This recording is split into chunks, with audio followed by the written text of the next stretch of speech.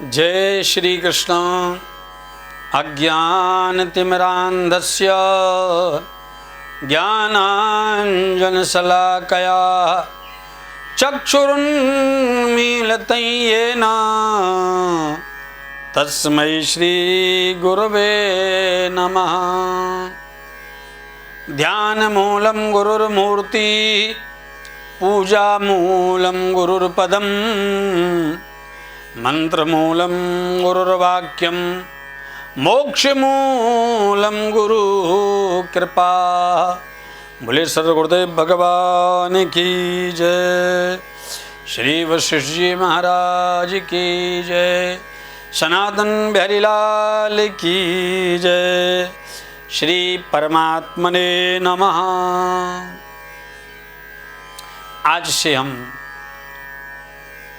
नित्य सत्संग के क्रम में प्रारंभ कर रहे हैं योग वासिष्ठ, जो कि अद्भुत ग्रंथ है।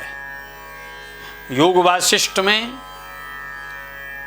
जीवन के संपूर्ण सार को, मर्यादा को, संसार को, ब्रह्म की सत्ता को, अनंत को और अंत को बहुत सुंदर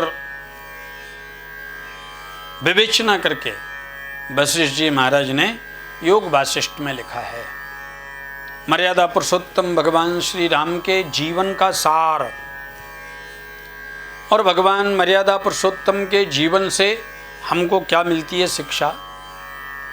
श्री तीक्ष्ण जी महाराज, अगस्त जी महाराज, कारुण्य, अग्निवेश, सुरुचि, देवदूत, अष्टनेमी, वाल्मीकि आदि का संवाद योग वासिष्ठ में अनेक ऐसे दिव्य सूत्र समाज को प्राप्त होते हैं जो आपके इस भौतिक जगत के जीवन को बड़ा ही दिव्यता में परिणत करते हैं। योग वासिष्ठ में सर्वप्रथम वैराग्य प्रकरण है। जीव जगत में रहते हुए जगत के अनुराग से कैसे मुक्त हो सकता है, जगत के बंधन से संसार में रहते हुए कैसे निवृत्त हो सकता है, प्रारब्ध के कर्मों का बंधन कैसे टूट सकता है।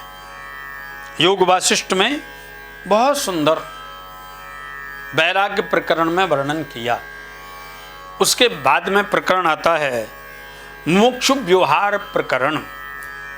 मुक्ति पाने वाले का व्यवहार कैसा हो, जीवन मुक्त महात्मा का व्यवहार कैसा है, परमहंस गति में स्थित उन महापुरुषों का व्यवहार कैसा है, अथवा जो इस जगत से मुक्त होना चाहता है उसका व्यवहार कैसा होना चाहिए, इसका अद्भुत वर्णन किया है। उसके बाद में प्रकरण आता है उत्पत्ति प्रकरण। इस दृश्य जगत के मिथ्यत्व का निरूपण वर्णन किया है। श्री वशिष्ठ जी महाराज ने मन के स्वरूप का, मन की स्थिति का, कल्पित जगत का और दृश्यमान जगत का अद्भुत वर्णन किया। सृष्टि कैसे हुई, सृष्टि का संरचना के साथ संसार में लीलाओं का क्या वर्णन है, तथा सृष्टि करने के बाद इसका पालन, पहले अंड और अंड से ब्रह्मांड तक का दिव्य विस्तृत वर्णन किया है। जगत की सत्ता, ब्रह्म स्वरूपता, इसका प्रतिपादन आनंद पूर्वक किया है। ब्रह्म संबंध के बारे में वर्णन किया है, तथा ये अविद्या की बंधकारिता पर आश्चर्य, देह में नहीं देही में कितना हमारा ध्यान है, कितना हमारा संबंध है, सब वर्णन किया। अज्ञान के स्वरूप का वर्णन किया और ज्ञान के स्वरूप का वर्णन किया।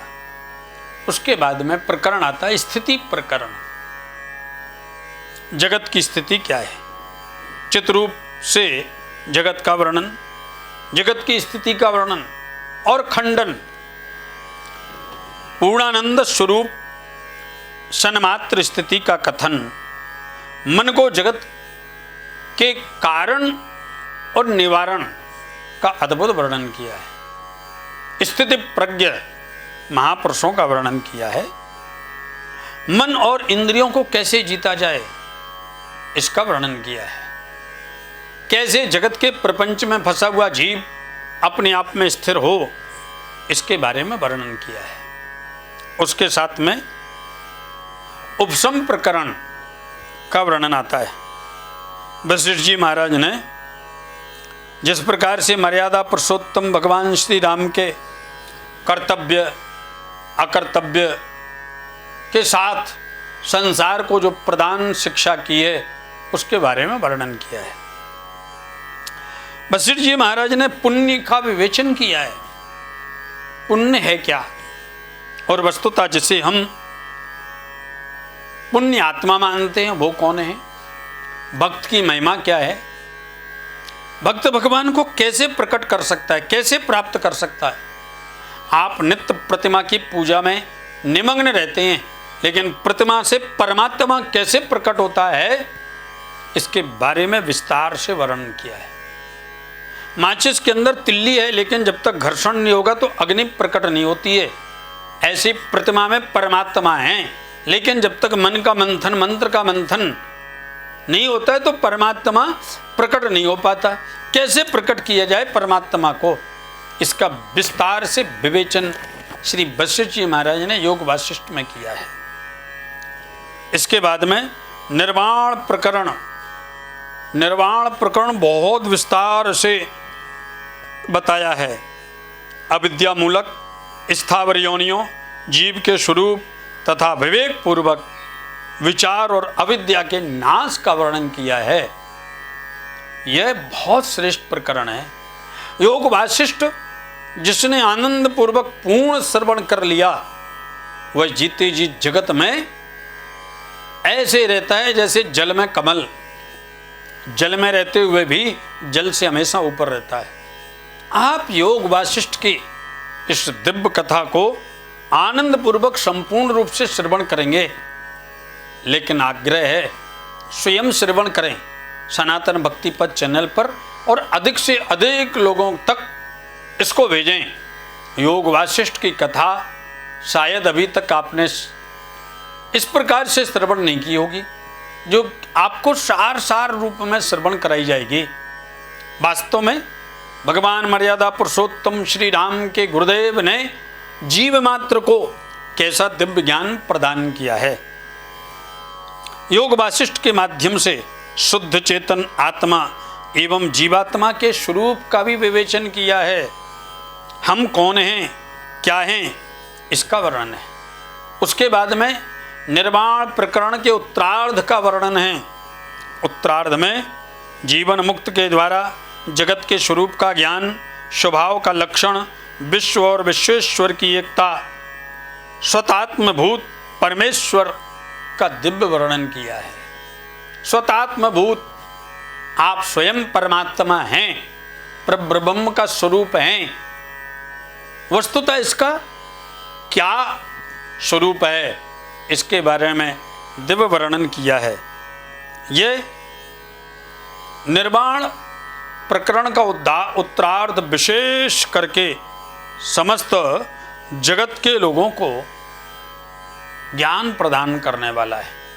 ऐसे योग वासिष्ठ के समस्त प्रकरणों का हम आनंद पूर्वक श्रवण करेंगे।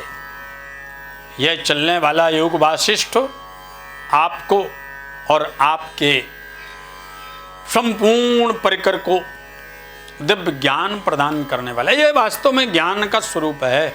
इसमें केवल कथा नहीं है, इसमें कथा के साथ कथा सुधा का सार है, और वह सार ही श्रवण कराने का प्रयत्न करेंगे। आइए आज संक्षिप्त में योग वासिष्ठ के वैराग्य प्रकरण में प्रवेश करते हैं। सभी आनंद पूर्वक ऐसे श्रवण करेंगे। यथा सर्वाणि भूतानि प्रतिभान्ति स्थितानि च यत्रैवोपशमं यान्ति तस्यै सत्यात्मने नमः। श्री वशिष्ठ जी सृष्टि के आरंभ में संपूर्ण भूत जिनसे प्रकट होकर प्रतीति के विषय होते हैं, स्थिति काल में जिनमें ही स्थिर होते हैं और प्रलय काल आने पर जिनमें ही लीन हो जाते हैं, ऐसे सत्य स्वरूप परमात्मा को हम प्रणाम करते हैं। स्तुति। ज्ञाता ज्ञानम तथा ज्ञेयम दृष्ट्वा दर्शन दृश्य भू कर्ता हेतुर्क्रिया यस्मात् तस्मै ज्ञाप्तात्मने नमः। ज्ञात, ज्ञान और ज्ञेय, दृष्टा, दर्शन और दृश्य तथा कर्ता, कारण और क्रिया, इन सब का जिसमें ही आविर्भाव होता है, उन ज्ञान स्वरूप परमात्मा को प्रणाम करते हैं। और कहा है स्फुरन्ति शीकरा यस्मात् दानन्तस्याम्बरे बनौ सर्वेषां जीवनं तस्मै ब्रह्मानन्दात्मने नमः। जिनसे स्वर्ग और भूतल आदि सभी लोकों में आनंद रूपी जल के कण स्फुरित होते हैं, प्राणियों के अनुभव में आते हैं तथा जो समस्त जीवन के जीवनाधार हैं, उन पूर्ण चिन्मय आनंद के महासागर स्वरूप परब्रह्म परमात्मा को नमस्कार है। 3 श्लोकों में अद्भुत स्तुति की है। सर्वप्रथम में सृष्टि के आधारभूत को प्रणाम किया, दूसरे श्लोक में ज्ञात, ज्ञान और ज्ञेय के आधारभूत को प्रणाम किया, तीसरे श्लोक में ब्रह्मानंदात्मने नमः, ब्रह्मानंद की अनुभूति को प्रणाम किया है। इसके बाद में सुतीक्ष्ण और अगस्ती, कारुण्य, अग्निवेश, सुरुचि तथा देवदूत, अरिष्टनेमी तथा वाल्मीकि संवाद का उल्लेख भगवान श्री रामावतार में ऋषियों को श्राप के कारण बताने पर विस्तृत चर्चा की है। पूर्व काल में सुतीक्ष्ण नाम से प्रसिद्ध एक ब्राह्मण थे, जिनके मन में संशय छा गया था। अतः उन्होंने महर्षि अगस्त के आश्रम में जाकर उन महामुनि से आदर पूर्वक पूछा, हे गुरुदेव, आप धर्म के तत्व को जानते हैं, आपको संपूर्ण शास्त्रों के सिद्धांत का सुनिश्चित ज्ञान है। मेरे हृदय में एक महान संदेह है, आप कृपा पूर्वक इसका समाधान कीजिए। मोक्ष का साधन क्या है? बहुत ध्यान से सुनना। मोक्ष का साधन क्या है या ज्ञान क्या है, अथवा दोनों ही है? इन तीनों पक्षों में से किसी एक का निश्चय करके जो वास्तव में मोक्ष का कारण हो, उसे प्रतिपादन कीजिए। यह प्रश्न सर्वोत्तम प्रश्न है, सभी के हितकारक प्रश्न है और सभी के जीवन का एक लक्ष्य को लेकर किया गया प्रश्न है। तब अगस्त जी ने कहा, हे ब्राह्मण देवता, जैसे दोनों ही पंखों से पक्षियों का आकाश में उड़ना संभव होता है, उसी प्रकार से ज्ञान और निष्काम कर्म दोनों ही परमपद की प्राप्ति के कारण हैं। क्या? बहुत ध्यान देना।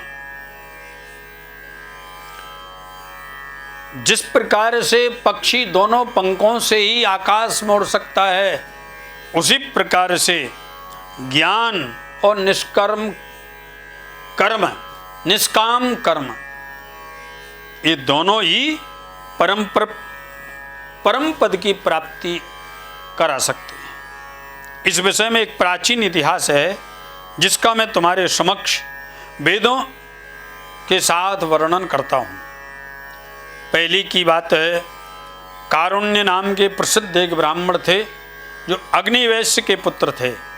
उन्होंने संपूर्ण वेदों का अध्ययन किया तथा वे वेद वेदांगों में पारंगत विद्वान थे। गुरु के यहाँ वे विद्या पढ़कर अपने घर लौटने के बाद वे संध्या बंधन आदि कोई भी कर्म न करते हुए चुपचाप बैठे रहने लगे। उनके मन में संशय भरा हुआ था।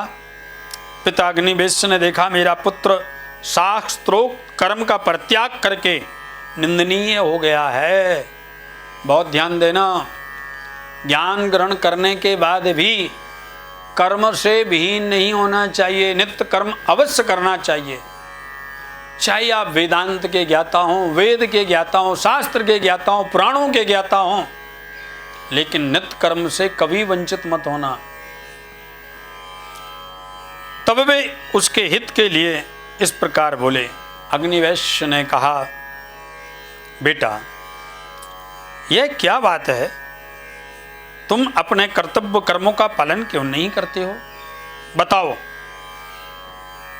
यदि सत्कर्मों के अनुष्ठान में ही लगोगे तो तुम्हें परम सिद्धि कैसे प्राप्त होगी? तुम जो इस कर्तव्य कर्म से निवृत्त हो रहे हो, इसमें क्या कारण है, यह मुझे कहो। तब अग्निवैश्य के पुत्र कारुण्य बोले, पिताजी, आजीवन अग्निहोत्र तथा प्रतिदिन संध्योपासना करें, इस प्रवृत्ति रूप धर्म का श्रुति और स्मृति में ने विधान अथवा प्रतिपादन किया है। साथ ही एक दूसरी श्रुति भी है, ना कर्मणा न प्रजया धनेन त्यागैनैकात्म तत्वमास नसूः। कैवल्य द्वितीय अध्याय महानारायणोपनिषद, उसमें कहते हैं कि श्रुति और स्मृति ने विधान अथवा प्रतिपादन किया है। क्या प्रतिपादन किया है? कि नित्य कर्तव्य कर्म करना चाहिए, जिसके अनुसार न धन से, न कर्म से, न संतान से के उत्पादन से ही मोक्ष प्राप्त होता है। मुख्य यतियों ने एकमात्र त्याग से ही आत्मस्वरूप मोक्ष सुख का अनुभव किया है। ये अगस्त जी सुतीक्षण जी को श्रवण करा रहे हैं, ध्यान पूर्वक सुनना। पूज्य पिताश्री, इन दो प्रकार की श्रुतियों में से मुझे किसके आदेश का पालन करना चाहिए? एक संशय में पढ़कर मैं कर्म की ओर से उदासीन हो गया हूं। अगस्ती कहते हैं, अगस्त जी ने कहा, तात सुतीक्षण। पिता से यों कहकर वे ब्राह्मण कारुण्य चुप हो गए। पुत्र को इस प्रकार से कर्म से उदासीन हुआ देखकर पिता ने पुनः उनसे कहा। अग्निवेश बोले, बेटा मैं तुमसे एक कथा कहता हूं, सुनो, और उसके संपूर्ण तात्पर्य का अपने हृदय में निश्चय कर लेने के पश्चात तुम्हारी जैसी इच्छा हो वैसा करना। शुरुचि नामक प्रसिद्ध कोई देवलोक की स्त्री थी जो अप्सराओं में श्रेष्ठ समझी जाती थी। एक दिन वह मयूरों के झुंड से घिरे हुए हिमालय के एक शिखर पर बैठी थी। उसी समय उसे अंतरिक्ष में इंद्र के एक दूत को कहीं जाते देखा। उसे देखकर अप्सरा ने कहा, श्रेष्ठ महाभाग देवदूत, आप कहाँ से आ रहे हैं और इस समय कहाँ जाएंगे, यह सब कृपा करके मुझे बताइए। देवदूत ने कहा, भद्रे सुनो, जो वृतांत जैसे घटित हुआ है वह सब मैं तुम्हें विस्तार से बताता हूँ। सुंदर बाहों वाली सुंदरी धर्मात्मा राजा अर्ष्टनेमी अपने पुत्रों को राज्य देकर स्वयं वीतराग हो तपस्या के लिए वन में गए और वह गंधमादन पर्वत पर तपस्या कर रहे हैं। वहाँ वन में ज्यों ही उन्होंने दुस्तर तपस्या आरंभ की, त्यों ही देवराज इंद्र ने मुझे आदेश दिया, दूत तुम यह विमान लेकर शीघ्र वहाँ जाओ। इस विमान में अप्सराओं के समुदाय को भी साथ ले लो। नाना प्रकार के वाद्य इसकी शोभा बढ़ाते रहें। गंधर्व सिद्ध यक्ष किन्नर आदि से भी यह सुशोभित होना चाहिए। इसमें ताल वेणु और मृदंग भी रख लो। इस प्रकार भांति भांति के वृक्षों से भरे हुए सुंदर गंधमादन पर्वत पर पहुंचकर तुम राजा अरिष्टनेमि को इस विमान पर चढ़ा लो और उन्हें स्वर्ग का सुख भोगने के लिए अमरावती नगरी में ले जाओ। देवराज इंद्र की यह आज्ञा पाकर मैं सामग्रियों से संयुक्त विमान ले उस पर्वत पर गया। वहाँ पहुंचकर राजा अरिष्टनेमि के आश्रम पर गया। फिर मैंने देवराज इंद्र की सारी आज्ञा राजा से कह सुनाई। हे शुभ्रे, वे मेरी यह बात सुनकर के संदेह में पड़ गए और इस प्रकार बोले, हे देवदूत, मैं आपसे एक बात पूछना चाहता हूँ, आप मेरे एक प्रश्न का उत्तर दें। स्वर्ग में कौन कौन से गुण हैं और कौन कौन से दोष? बहुत ध्यान से सुनना। स्वर्ग में कौन कौन से गुण हैं और कौन कौन से दोष हैं, आप मेरे सामने उनका स्पष्ट वर्णन कीजिए। स्वर्गलोक में रहने के गुण और दोष को जानने के पश्चात मेरी जैसी रुचि होगी मैं वैसा करूँगा, यह अरिष्टनेमि ने कहा। मैंने कहा, राजन, स्वर्गलोक में जीव अपने पुण्यों की सामग्री के अनुसार उत्तम सुख उपभोग करता है। उत्तम पुण्य से उत्तम स्वर्ग की प्राप्ति होती है, मध्यम पुण्य से मध्यम स्वर्ग मिलता है और इनकी अपेक्षा निम्न श्रेणी से पुण्य से उनके अनुरूप स्वर्ग सुलभ होता है। इसके विपरीत कुछ नहीं होता।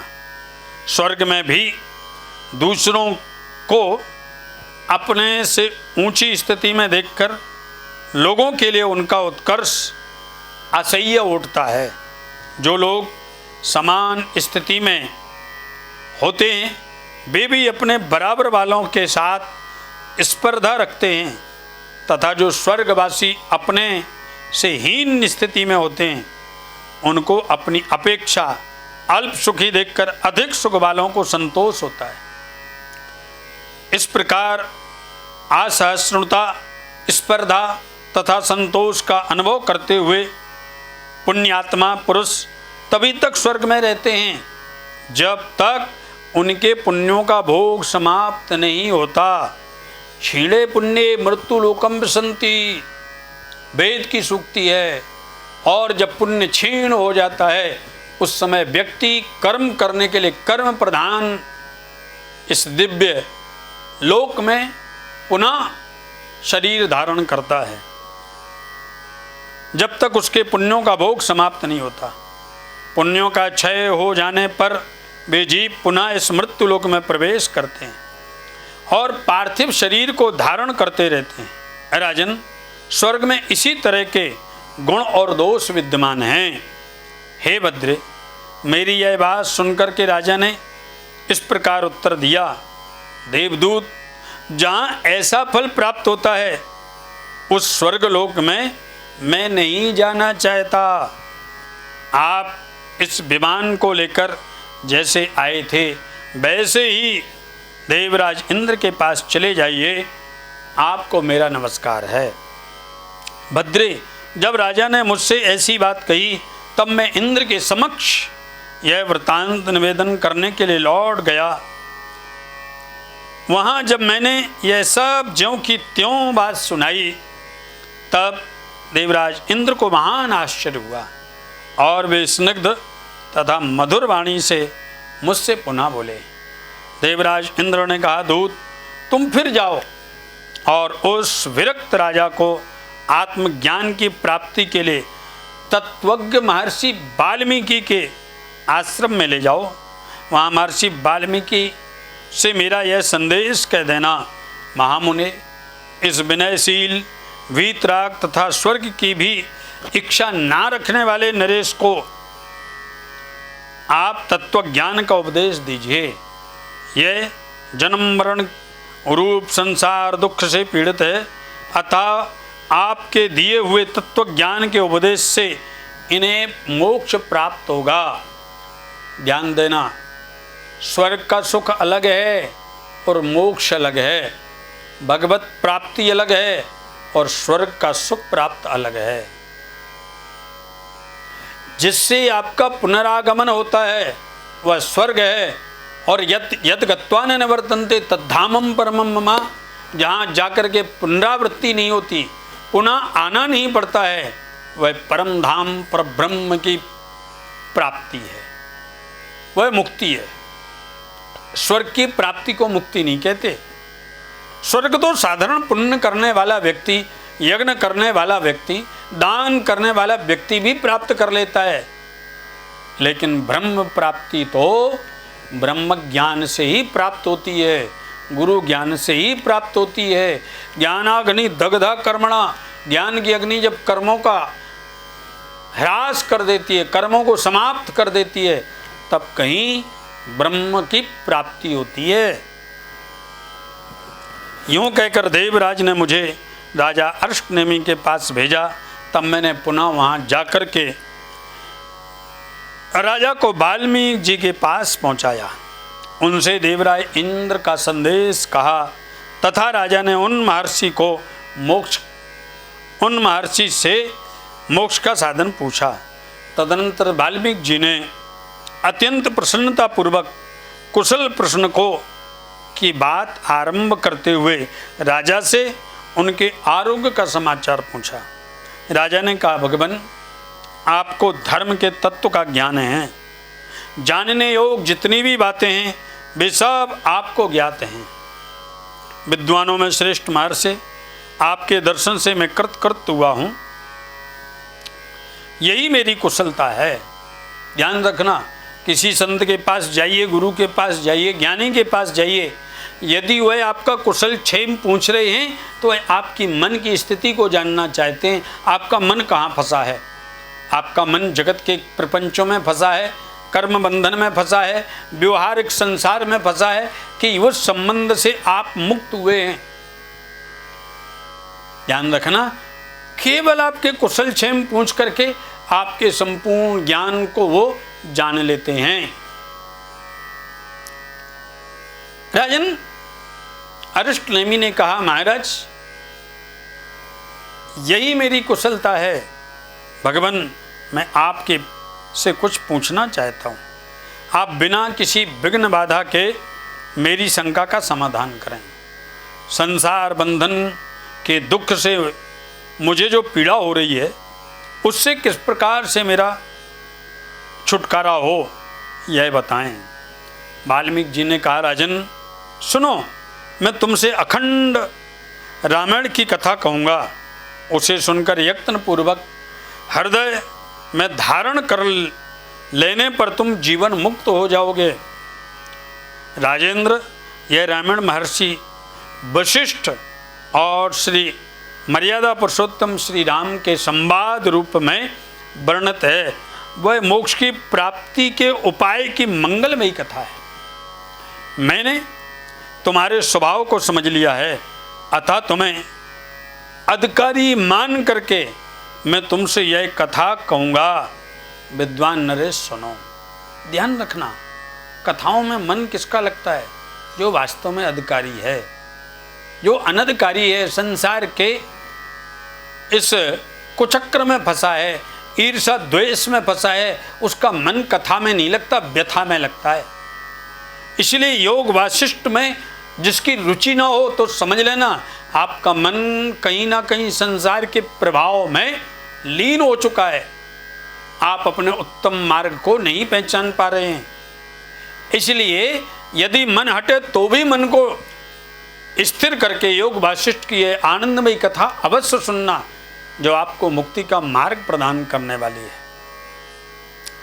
राजा ने फिर पूछा, तत्वज्ञानियों में श्रेष्ठ महामुने, भगवान मर्यादा पुरुषोत्तम श्री राम कौन हैं, उनका स्वरूप कैसा है, वे किसके वंशज हैं, वे बद्ध थे या मुक्त। बद्ध माने संसार के कर्म बंधन में फंसे थे अथवा इस बंधन से मुक्त थे। पहले आप मुझे उन्हीं बातों का निश्चय ज्ञान प्रदान कीजिए। महर्षि वाल्मीकि ने कहा, स्वयं भगवान श्री हरि ही श्राप के पालन के बहाने महाराजा श्री राम के रूप में अवतीर्ण हुए थे। वे प्रभु सर्वज्ञ होने पर भी अपने भक्त महर्षियों की वाणी को सत्य करने के लिए ही आरोपित अवस्था स्वेच्छा से गृहीत अज्ञान से युक्त हो साधारण मनुष्य की भांति अल्पज्ञ से हो गए। राजा ने पूछा, महर्षि श्री राम तो सच्चिदानंद घन स्वरूप चैतन्य घन विग्रह थे, उन्हें श्राप प्राप्त होने के क्या कारण था, यह बताइए। साथ ही यह भी कहिए कि उन्हें श्राप देने वाला कौन था। महर्षि वाल्मीकि ने कहा, राजन, ब्रह्मा जी के मानस पुत्र सनत कुमार, जो सर्वथा निष्काम थे, ब्रह्मलोक में निवास करते थे, एक दिन त्रिलोकीनाथ शक्तिमान भगवान विष्णु वैकुंठ लोक में से वहाँ पधारे। उस समय ब्रह्मा जी ने वहाँ उनका पूजन किया। सत्यलोक में निवास करने वाले दूसरे महात्माओं ने भी उनका स्वागत सत्कार किया। केवल सनत कुमारों ने उनके आदर सत्कार में कोई भाग नहीं लिया, वे चुपचाप बैठे ही रह गए। तब उनकी ओर देखकर सर्वेश्वर भगवान श्री हरि ने कहा, हे सनत कुमारों,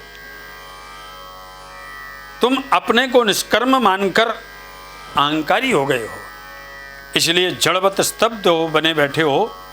इस गर्वयुक्त चेष्टा के कारण तुम श्राप या दंड पाने के योग्य हो। अतः सरजनमा कुमार के नाम से विख्यात हो दूसरा शरीर धारण करो। यह सुनकर सनत कुमारों ने भी भगवान विष्णु को श्राप दे दिया। हे देवेश्वर, आप भी अपनी सर्वज्ञता को कुछ काल के लिए छोड़कर अज्ञानी जीव के समान हो जाएंगे। एक समय अपनी पत्नी को श्री हरि के चक्र से मारी गई देख महर्षि भृगु का क्रोध बहुत बढ़ गया। वे उन्हें श्राप देते हुए बोले, ये दूसरा श्राप है। पहला श्राप सनत कुमारों ने दिया और उसके बाद में फिर महर्षि भृगु ने भी श्राप दिया। महर्षि भृगु ने कहा, आप हे विष्णु, आपको भी कुछ काल के लिए अपनी पत्नी के वियोग का कष्ट सहन करना पड़ेगा। इस प्रकार सनत कुमार और भृगु के श्राप देने पर उनकी वाणी सत्य करने के लिए भगवान नारायण विष्णु उस श्राप से मनुष्य रूप में अवतरित हुए। राजन, भगवान विष्णु को श्राप का बहाना क्यों लेना पड़ा, इस सब का कारण मैंने तुम्हें बता दिया। अब तुम्हारे प्रश्न के अनुसार सारी बातें में भी मैं बताता हूँ, तुम ध्यान पूर्वक सुनो। इस प्रकार से योग वासिष्ठ का प्रारंभ राजन अरिष्टनेमि और महर्षि वाल्मीकि के संबंध के साथ प्रारंभ हुआ। भगवान को श्राप कैसे लगा, इस कथा को आपने सुना। अधिकारी का निरूपण क्या है, रामायण के अनुशीलन की महिमा क्या है, भरद्वाज को ब्रह्मा जी का वरदान, ब्रह्मा जी की आज्ञा से वाल्मीकि का भरद्वाज को संसार दुख से छुटकारा पाने के लिए निमित्त उपदेश, यह सारी कथा कल की कथा में श्रवण करेंगे। आप सभी को जय श्री कृष्ण, जय श्री राम।